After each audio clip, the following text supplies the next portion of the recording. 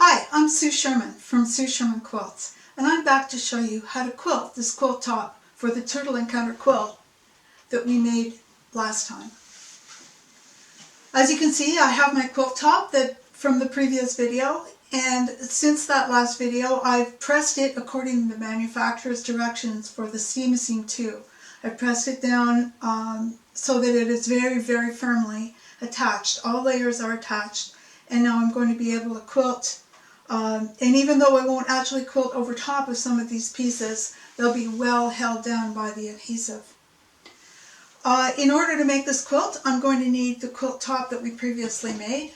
I'll need some batting, and this is 80-20 batting. It's cotton polyester, but you can use any kind of batting. Some people like to use something with a little bit of loft to it. I like to use wool for that sometimes. Not crazy about polyester, but there's really nothing wrong with that if you'd like to have a little loft in your quilt. And then I have a backing piece. It's another piece of cotton. It's actually the same cotton lawn from the upper fabric, but just a little bit bigger than the quilt top.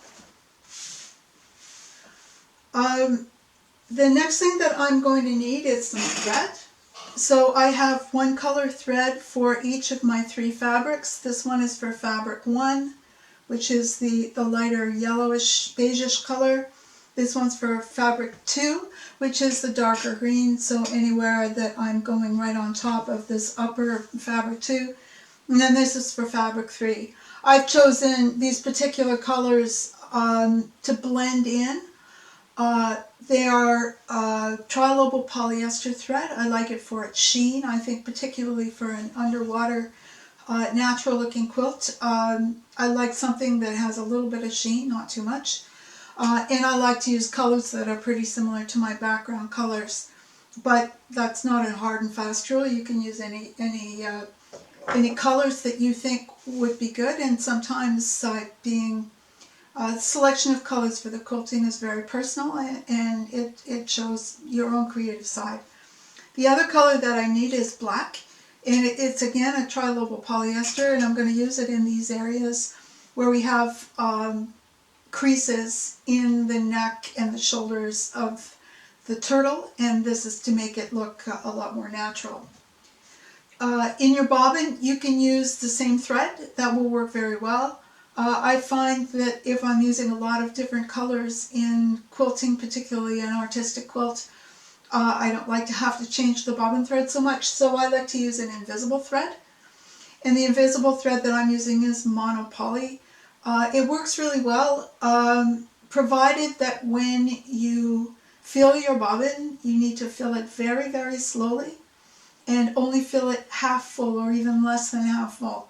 If you follow those 2 rules, it should work quite well for you. The other thing I'm going to use that might be a little bit different is a non-stick needle. This is something that I found will really help with the success of the quilt. By using a non-stick needle, it means that when your machine is going through some of these areas that might have the Seam 2 on them, even a little bit of gumminess on your needle can play havoc with your tension and often can lead to broken thread. So I find that the non-stick needles really, really help there.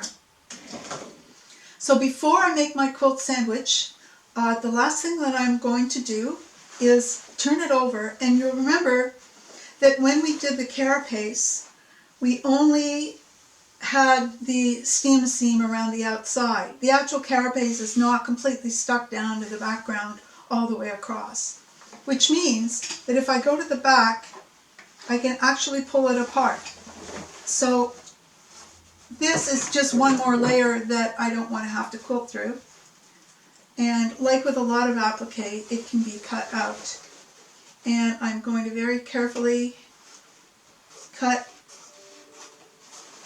as much of this away as I can. And I'm using very sharp scissors because despite being worried with sharp scissors that I might accidentally cut something that I don't want to cut, I find that really, really sharp scissors are actually give me better control. So now I've basted my quilt sandwich, and I've used pins for that. Sometimes I use straight pins. Regular safety pins are a little safer and a little easier. Sometimes I baste it using thread, and I just use really, really big stitches across.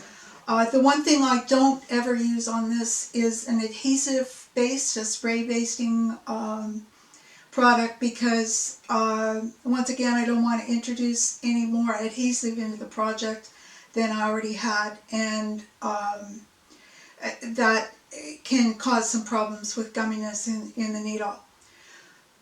I am going to show two different ways of quilting this. The first way is the more usual way, and it's using free motion quilting. For that, I'm going to use my Bernina Q20. It's a long arm machine, but it's a sit down long arm machine setup, so that the way I use it is exactly the same as the way you would use a domestic sewing machine to do free motion quilting. And the reason I use my long arm for this is because there's a lot more visibility in here. You can see what I'm doing a lot more easily. The second way I'm going to do it will be to use my domestic sewing machine using the walking foot, which might seem a little bit unusual for quilting, especially something that's as round as this. But I wanted to make sure that anyone who might feel intimidated by doing free motion quilting for a project like this, that there are alternatives. The very, very first time I quilted a turtle flipper, I did it using my walking foot, and it did work out, and you can't really tell. But I can say in the long run it's easier to do it using free motion quilting if you're comfortable doing it that way. I'm going to start by pulling my thread through, so just one stitch, and then pull a little bit, being careful not to get my fingers underneath. Then I'm going to do a lock stitch, and then I'm going to start, oops, I need my glasses for this. I'm going to start quilting very, very slowly.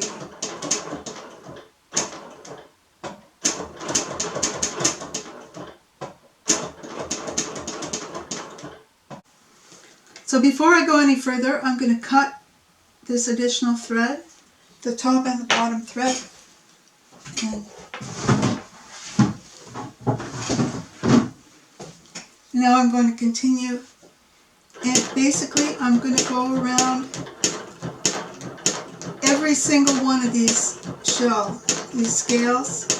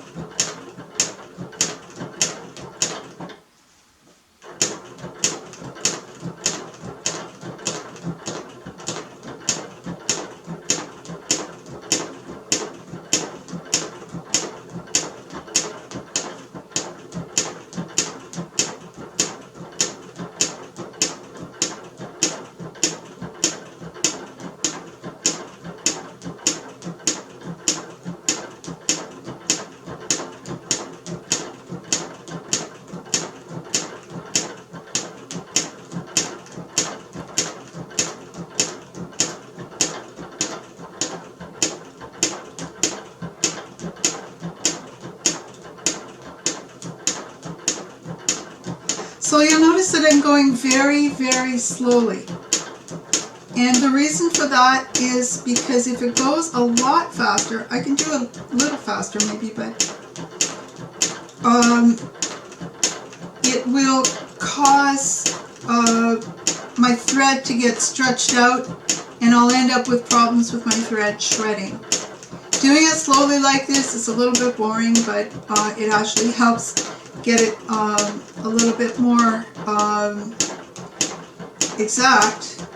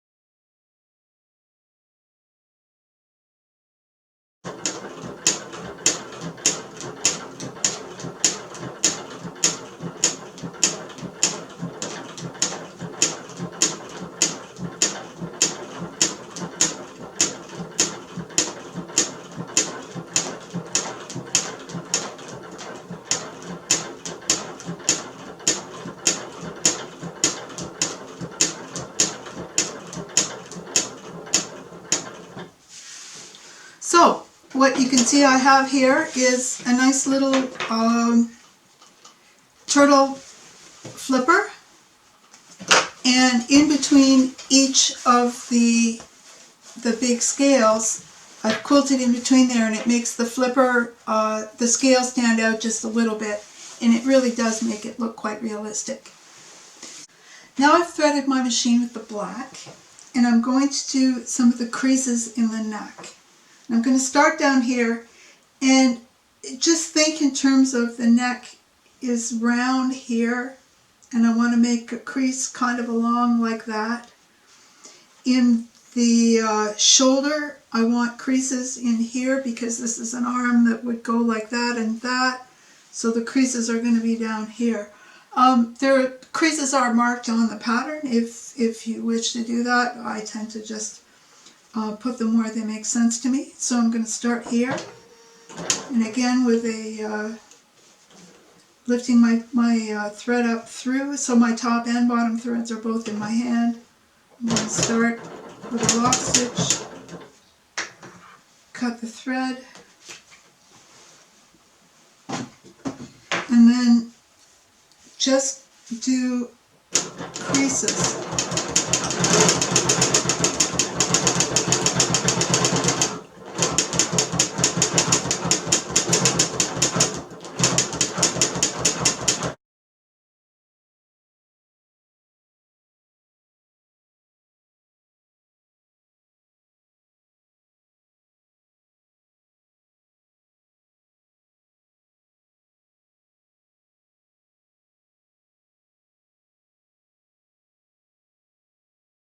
Now I have the yellowy beigey color back in the machine, and I'm going to go and do some work on the carapace. So once again, I'm going to start at an edge, bring my thread through so that I've got my top and bottom thread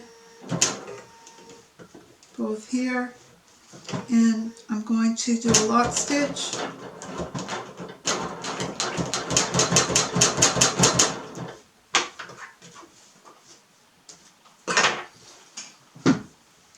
And now I'm just going to keep going around.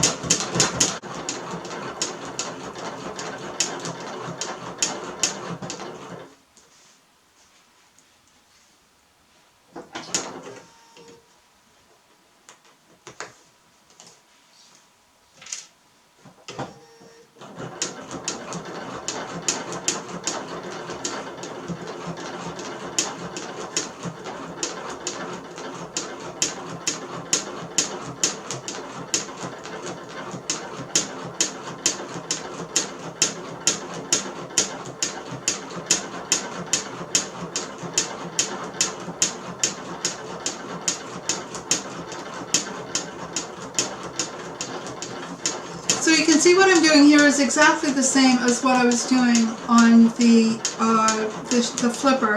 I'm just going round and round the shells. It's actually easier to do it here for two reasons. First of all, the spaces are bigger, so it's easier to find my way. And secondly, there's no adhesive under the fabric that I'm sewing on right now, except when I get right out to the very edge. So there's adhesive where I'm sewing right now, but once I get in further, it's not there.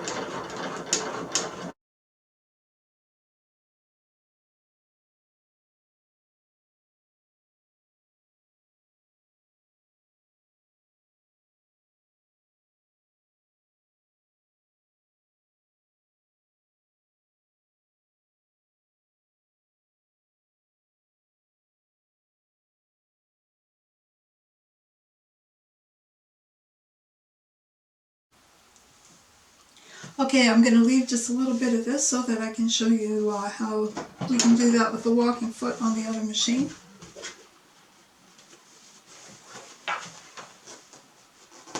Now then, let's talk about what to do on the turtle shell. What we have here is stitching in between the turtle shells. So now each shell is a little bit hard, and it looks kind of like a natural turtle shell. And one of the things that I often like to do is just leave it like this. I think it looks nice.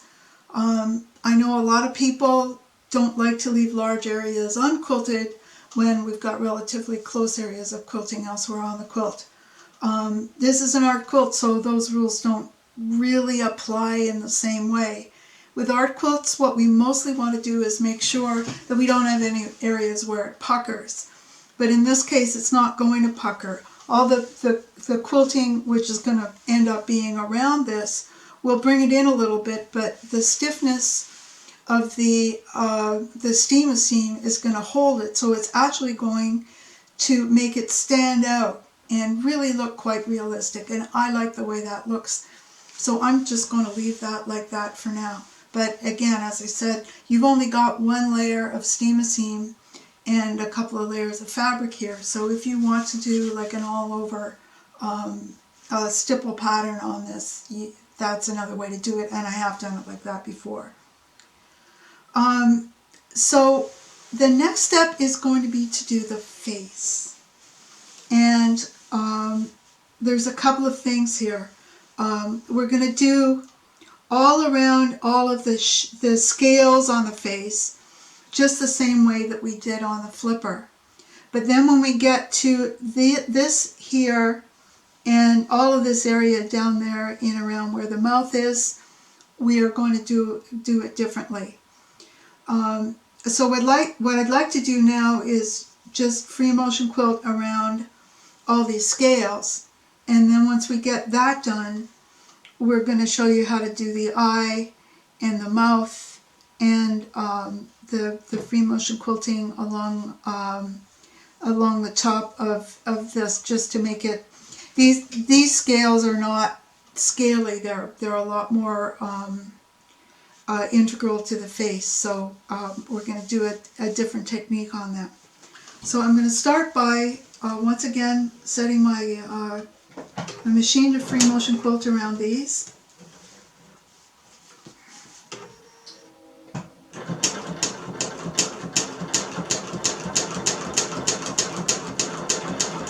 Steady as she goes, nice and slow.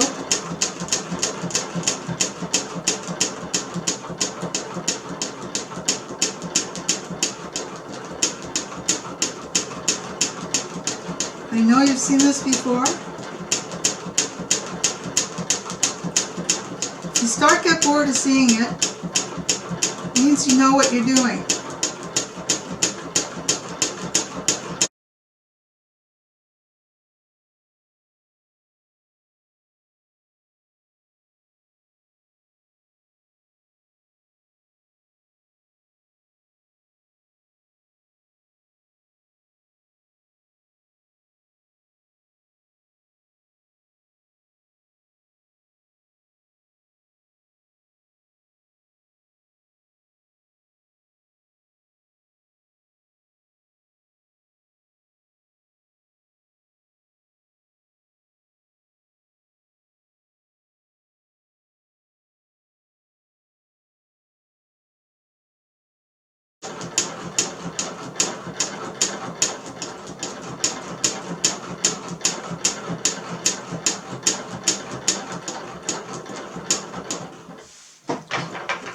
There, that's done. So now what I've done for the head is I've used the pattern layout drawing to show the placement of the mouth and the lines around the eye. And I've just used a silver quilt marking pencil. You can use whatever kind of pen or pencil that you prefer to use to mark. I'm going to use some black thread for some of this and some green thread for some of it. So just starting down here, I'm going to trace the line of the mouth.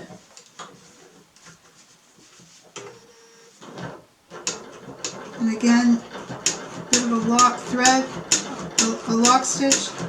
And now I'm tracing along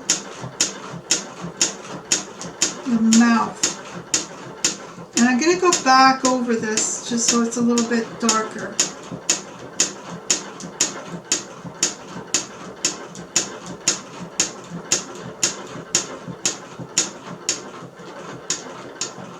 lock stitch. Now with the same black thread, I'm going to go around the iris and the pupil within the eye. And this is a little bit more scary, but you're doing it with black on black. It's really, the eye is really very, very dark. So with doing it black on black, you do get that definition of the eyeball, but it's not a really, really strong definition. And if you happen to make a little boo-boo, nobody's really going to see that. Now I'm going to jump over and do the iris. I'm going to go around. And then I'm going to go across and just kind of stipple in here.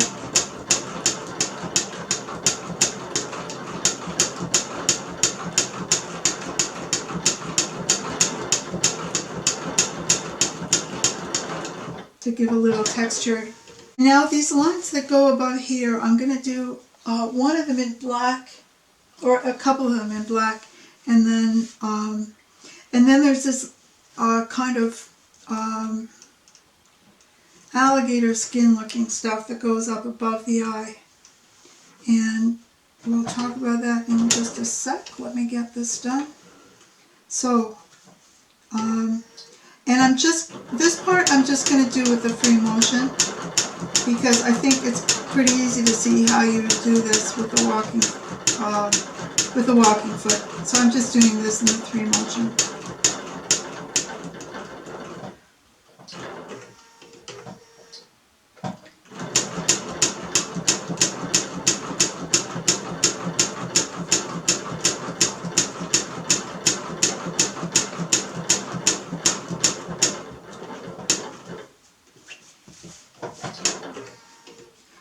I'm just picking up my needle and going across. I am doing a lock stitch at the beginning and end of each of these lines, but I don't need to actually cut my thread until I'm done all of them. That way this just uses less thread.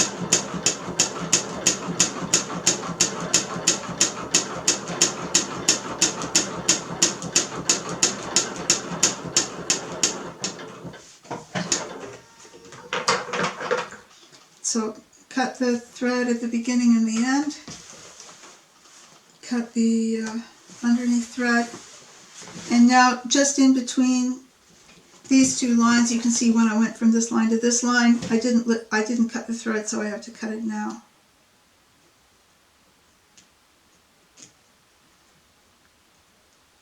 And if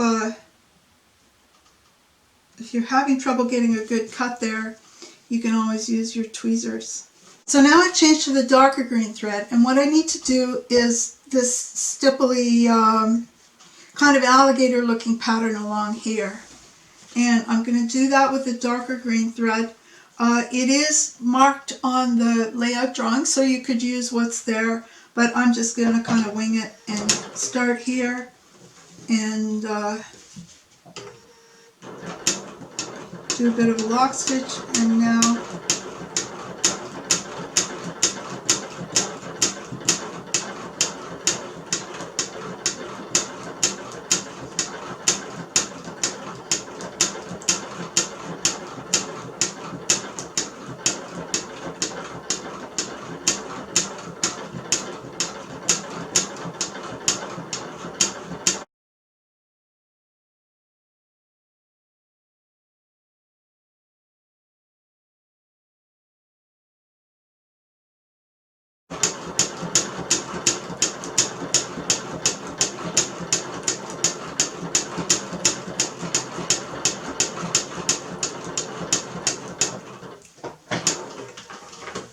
and I do apologize for the loudness of my needle. I am using a size 14 needle, which is a bigger needle than you might use for cotton lawn, but I'm using it because I want a fairly hefty needle to go through all of this this fabric and adhesive.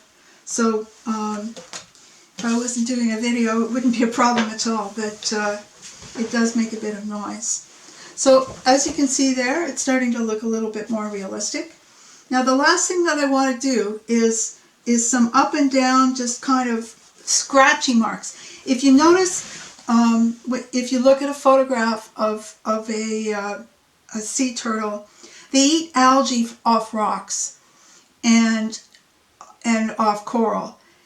And as a result, their mouths are constantly doing this on the coral, and it really scrapes them up. So this part of their mouth is kind of all scraped up, and that's what we're trying to achieve here.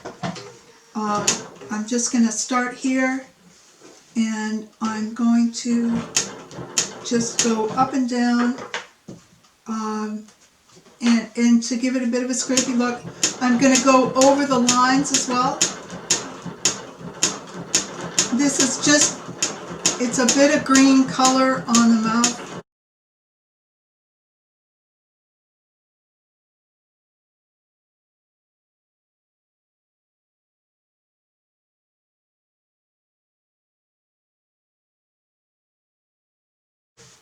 Alrighty, so I cut that. I'm going to cut that thread in between the two pieces.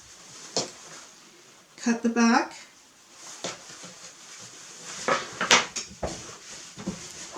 And there we have the face.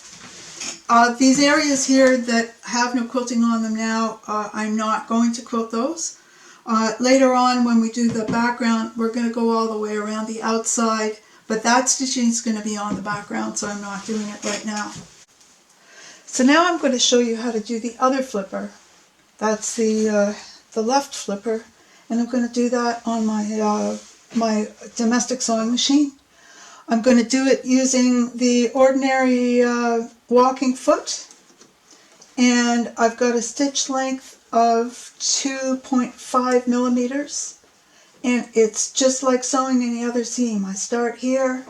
I'm going to go put my needle down and up once to bring the thread through, so that I have the top and the bottom threads both in my hand.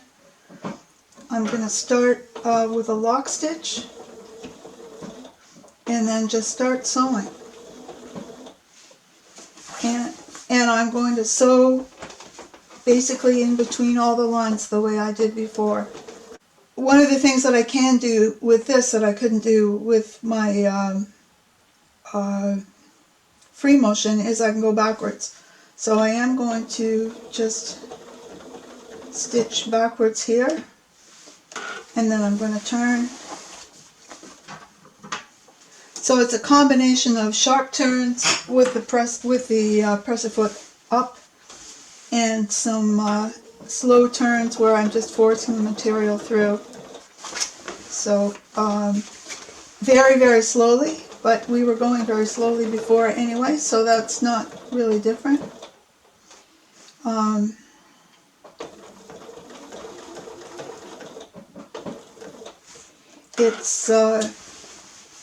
It's going to require a little bit more brute force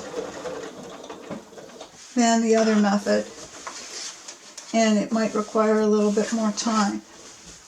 I'm not very happy with that. It's a little bit too much of a straight line. I think we want to try to go slowly. Actually, I can set my machine to go more slowly.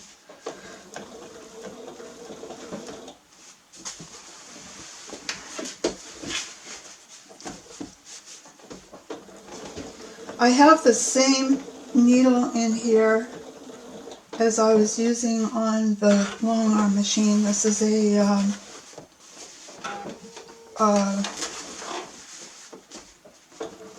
non-stick needle.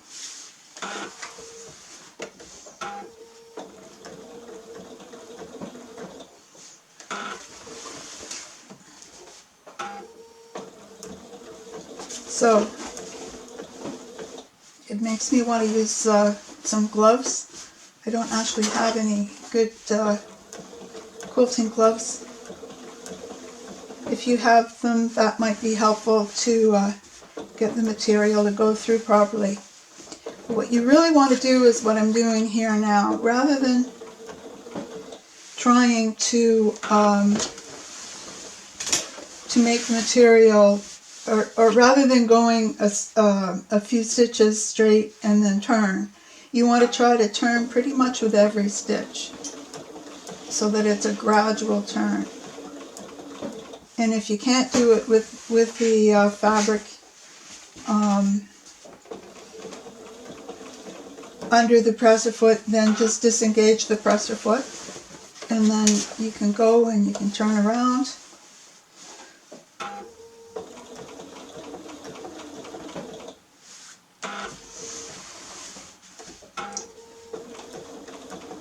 This is, I would say, it's possibly a little easier if you're not used to working with a free motion quilting. This could be easier. And as I say, when I first made my first turtle quilt, I had virtually zero experience in free motion quilting, and it scared the life out of me, the thought of free motioning on the quilt after I was so proud of the quilt top. But now I actually find it's easier. It's certainly faster to do it free motion, but this method gets it done.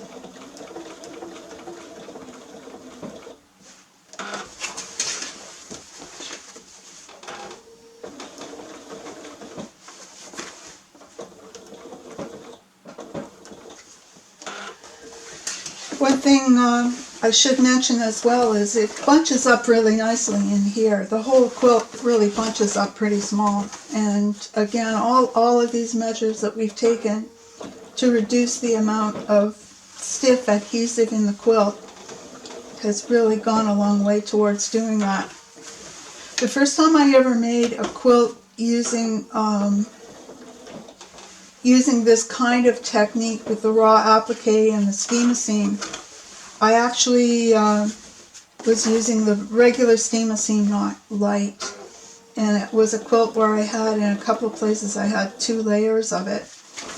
And I actually used a spray basting as well to hold the layers together. And it was like quilting plywood. It was terrible. So I'm just going to go on this one. I'm going to go a little backwards just because I am only, whoops, I only have a little bit to go here in that direction, and then I'm going to go, whoops, back forward again.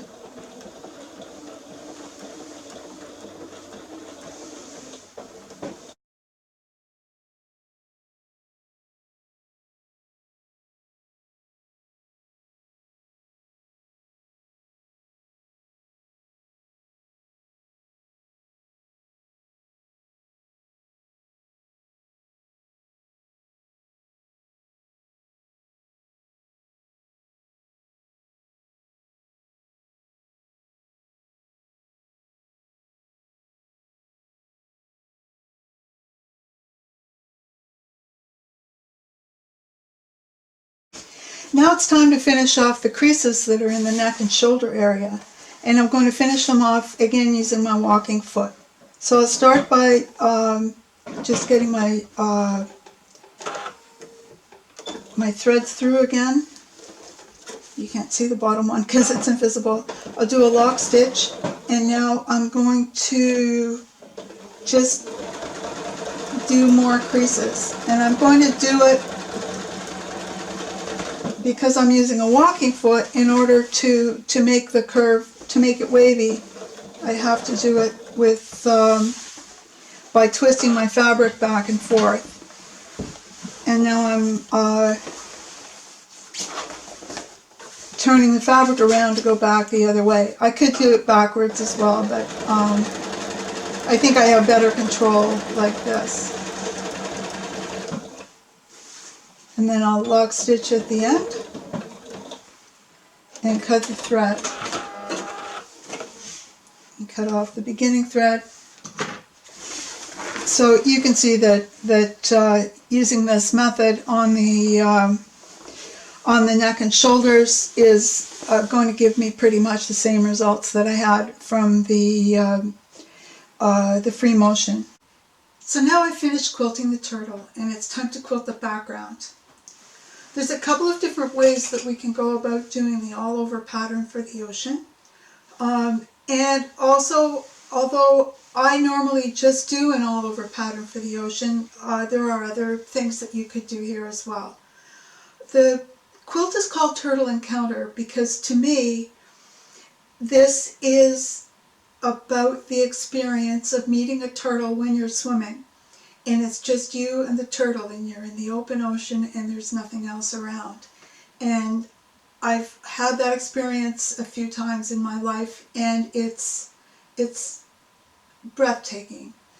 And that is what I wanted to capture in this turtle. So to me, all I want to show is ocean with a kind of nebulous stuff behind it.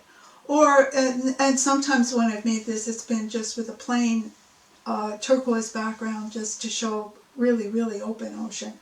What I've got here in this fabric, to me, is the sort of background that you get when there's a reef somewhere back there and there's other things going on. It's kind of modeled all in the background, and all we want to show is the ocean. I can tell you that some people who've made this quilt have also put coral and things down at the bottom so that the turtle does eat algae from the coral, so you might have a piece of coral here, maybe another fish. There's a lot of things that you can do with it. So there are two ways that I'd like to show you to do the ocean. One of them is using the all-over circles, which I think is the most effective. Some people don't like, or maybe find them a little bit too intimidating. So I do have an alternate method in case that you would prefer it. So for the circles, one of the things that I find handy is just to take a piece of paper like this that has circles printed on it in gray. And I want to show you two ways of doing the circles. And it's always a good idea to start by just tracing it by hand. Now, a lot of people, when they do these all-over circles, they'll start and they'll trace one circle. They'll go all around it, and then they find the next circle and they go all the way around it. And then they have to go retrace to the next circle and go all the way around it, and then retrace and go around the next circle. And that's certainly a way to do it. Each circle, you can have some time to plan. Once you get to the next circle, you can stop for a sec, think about where you want this circle to go and how big you want it to be. I like having all the circles different sizes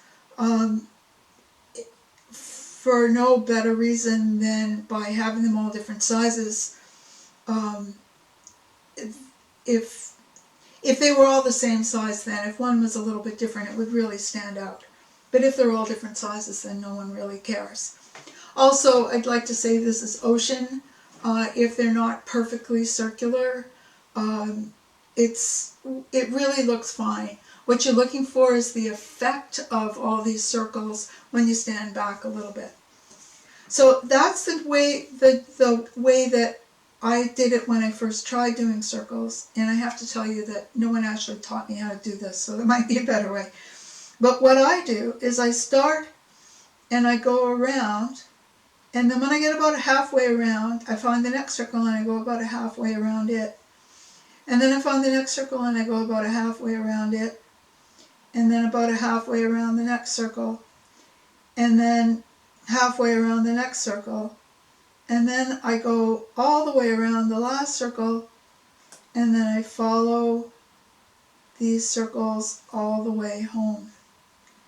And what I've got with this is a way of making my circles with less retracing of my steps. So let's just go over that one more time. All of the circles are tangents to each other, which means that they touch only at one point. This circle touches that circle only at one point. And it's at that point that I need to make the change in the curvature of my line. So I'm going to start here. I'm going to go around back to where it touches this next circle. Now I'm going to go part way around this circle until I get to this circle. Then I'm going to go part way around that circle till I get to this circle, part way around that one, till let's try this smaller one, and now part way around this one, and now I'm going to come back. And so you see there is no part of this line that is not on one of those circles. So now let's try it on a blank sheet of paper. Just pretend you can't see that other stuff. So I would really recommend that you try it a few times yourself. Now, to be honest, I can draw a better circle with my free motion quilting than I can with a pen. But basically what I'm doing is practicing, and of course the circles can be any size I want them to be. If I take it a little bit further, then I'm going to be heading in another direction. So remember that when I finish this circle and start doing the next circle, I have to be a tangent to it. So I've never stopped being part of this circle. Now my pen has stopped, and now I have to be part of another circle. And I'm never going to draw any straight lines in between them. So I would recommend that you try doing this on paper a few times before you try doing it on your fabric. So before I try doing circles on my quilt, I'm going to just try it on the scrap. You might recognize it. This is the piece of fabric that I cut out from behind the carapace of the turtle. And I'm just going to start down here, or maybe over here, and do a few circles. So I've got the same thread, the same fabric. I think that might just help me know if I'm doing what I want.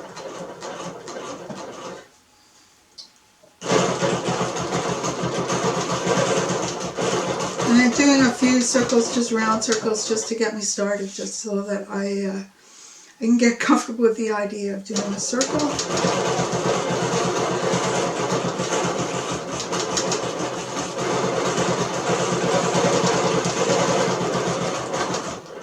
Okay, now I'm going to go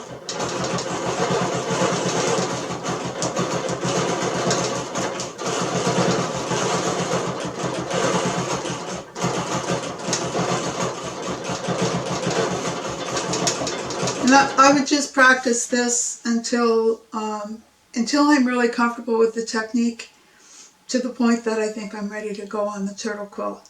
So I'm going to start here in the corner, and I'm going to just pull my thread through, hold the two threads here, do a little bit of a lock stitch, and then go around in one circle, and just cut these threads here, get them out of my way. And now I'm going to go just like what I did on the paper with my pen. I'm going to go around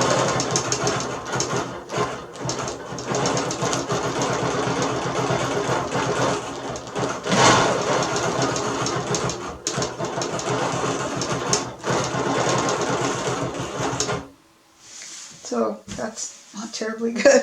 I'll get better as I go along. So what I've got here is 4 sort of circles, and I'm going to go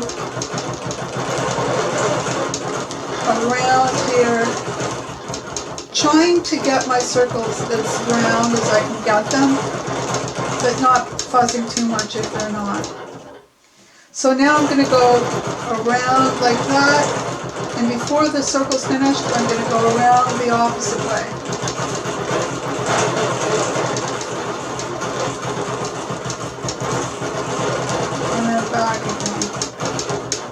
I finish there, I'm going to go over here and do a couple of circles in there. So now I'm back at the beginning, and you can see these circles are a lot better. So there's two secrets to this. First of all, don't get caught into thinking that you're just doing a squiggly line. Every time you do this little S-curve, you have to be thinking about where that circle is going. This is going to be a circle that's like that. Now I'm leaving it and I'm going off and doing a little circle here, but I'm still thinking of that as a circle. And now I'm going to leave that one and go off and do another circle here.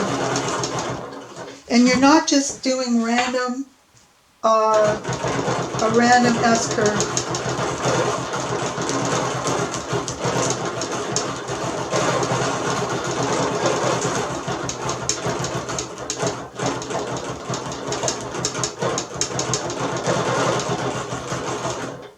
So back to home. Now I can talk to you about doing this until the cows come home, but basically this is it. This is the whole technique. The only other thing that I will need to show you, and I'll show it now,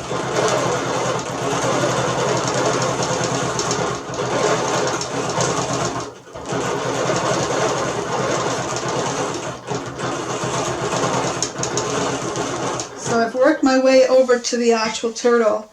And what I like to do is go all the way around, stitch in the ditch,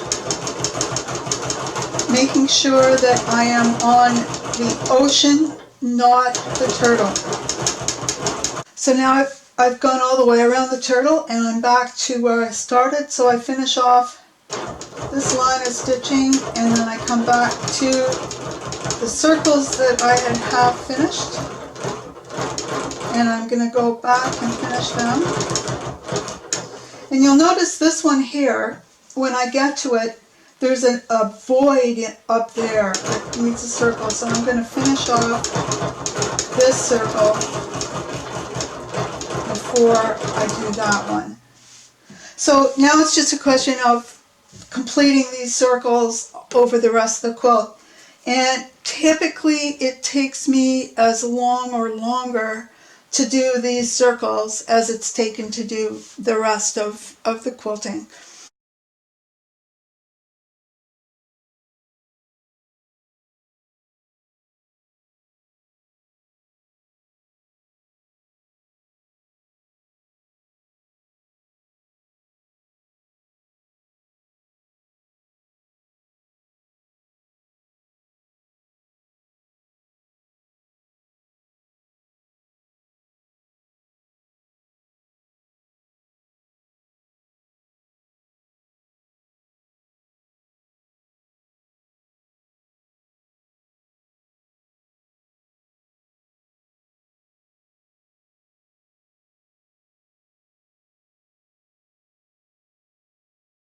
So the last quilting technique I want to show is how to do basically a wavy line across the fabric.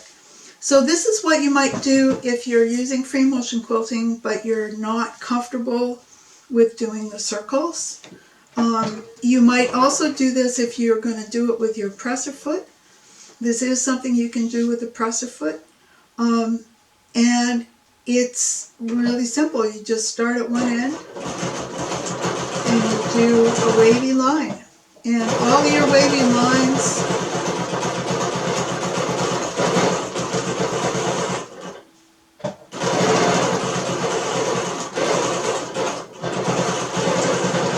you want them, I usually do them between, say, 3/4 of an inch and a 1/2 inch, maybe 3/8 of an inch apart. So they're kind of randomly wavy. So sometimes they're going to be parallel to the next line, and sometimes they're going to be go in contrary motion.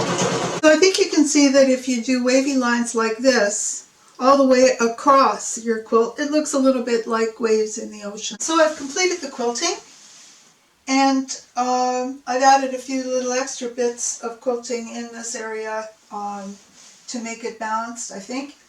And now we're ready to trim. So it was 32 by 40, the original piece that I had. You can make it a little bit bigger if you want, but I chose to do it exactly as it said in the pattern. Now when I trim this, it's of course going to be a little bit less than that.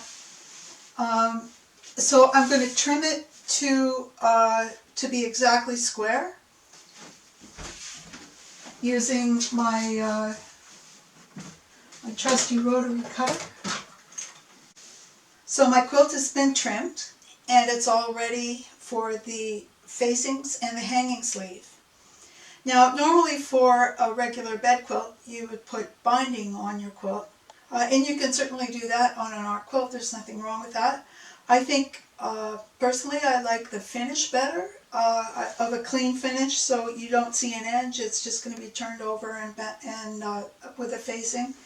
The other thing is when I'm doing a quilt that's depicting a wild animal, I prefer to have an edge that just goes off into the distance.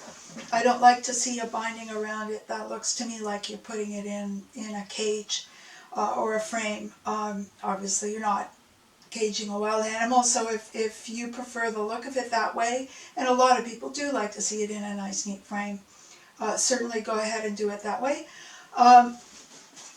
If you go back to the pieces that you cut off your fabric 3, you should have enough here to make the facings. So I've got this piece and I've got this piece that I cut off, and what I need is a piece that's this wide. So the original cut was 40 inches. After quilting and trimming it's now down to about 38 inches. So I'm going to measure it exactly, and I'm going to make a piece that's 38 inches long and 1.5 inches wide, and I'm going to use that to make a facing.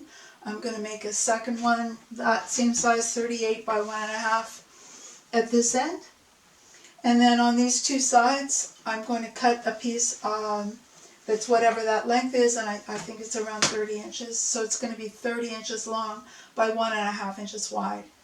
And then I'm going to fold over the long edge, stitch it on, and then I will hand stitch the facing in place.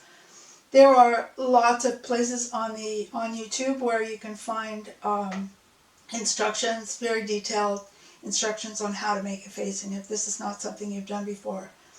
Similarly, you're going to need a hanging sleeve. There probably isn't enough fabric here to make a hanging sleeve unless you make a very small one. Typically they are 8.5 inches of fabric by the length of your, or by the width of your piece. So just any old fabric is going to work for that. It's not going to show on the front side. And once again, there are plenty of videos on YouTube showing how to make those. In particular, the one at AQS, their website, American Quilters, is quite a good video on how to make a hanging sleeve. So, I will leave you with the completed quilt, and hope to see you again. I'm going to be making other videos showing how to quilt the Bashful Honu and the giraffe duo, and I hope that after you've done this one you might wish to learn how to do those ones, and I look forward to seeing you then. Thank you very much for joining me. Once again, I'm Sue Sherman of Sue Sherman Quilts, and I'd like to wish you happy quilting.